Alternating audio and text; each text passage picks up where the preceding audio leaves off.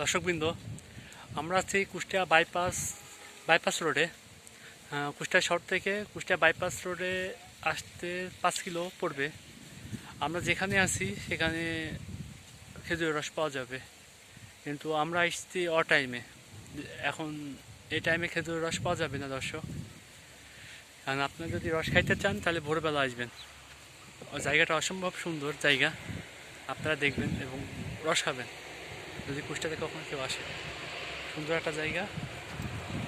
এই যে দেখছেন আমার পিছনে হচ্ছে যারা খেজুরের গাছ কাটেন তাদের মানে আবাসস্থল। এখানে তারা থাকেন, তারা রাত্রি যাপন করেন। আর দেখছেন এই যে আমার পিছনে রাস্তা, আর পিছনে সারিবদ্ধভাবে যে রাস্তাগুলো দেখছেন, এই দুই সাইডে হচ্ছে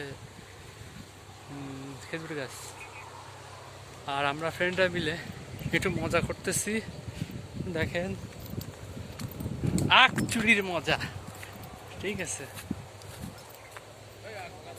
এই যে গ্রামটা অসম্ভব সুন্দর দর্শক। এই যে আমার সাথে যে কয়টা আছে দেখেন, ঠিক আছে, দেখেন সব আখ চুর।